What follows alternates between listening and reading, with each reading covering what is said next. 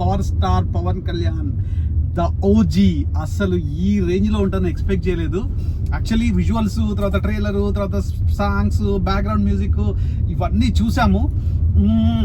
But అంటే ఒక hard core PSPK fan అనే అతను ఒక సినిమా తీస్తే తన హీరోని ఎలా ఊహించుకుంటాడు, అండ్ తన హీరోకి ఎలాంటి ఎలివేషన్ ఇవ్వాలనుకుంటాడు, లేదా తన హీరో ఎంత మందిని ఎలా యూనో ఫైట్ చేయాలనుకుంటాడు, ఇవన్నీ కలిపి ఒక డ్రీమ్, అంటే ఒక కళని మనకు ఎగ్జాక్ట్లీ ఆన్ స్క్రీన్ చూస్తున్నట్టు ఉంటుంది.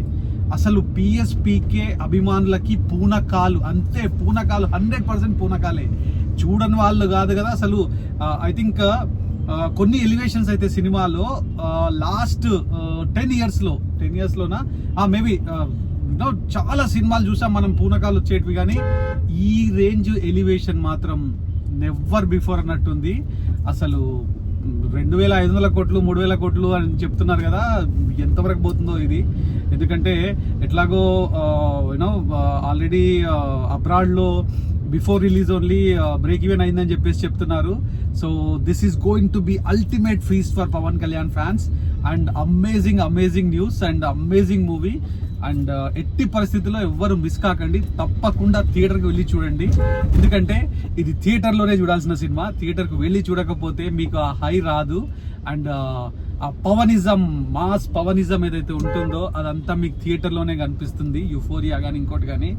సో అస్సలు ఎట్టి పరిస్థితుల్లో మిస్ కాకూడదు ఈ సినిమాని చూడడము. అండ్ ఇంకోటి ఏంటంటే దయచేసి ఈ స్పాయిలర్స్ ఉంటారు కదా, మన ఎలివేషన్లు థియేటర్లో రికార్డ్ చేసి పెడుతూ ఉంటారు.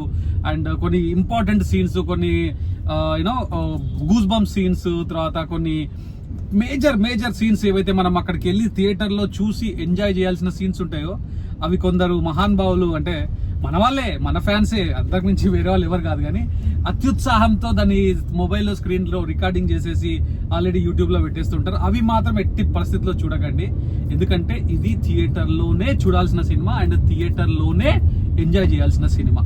So go and watch it immediate.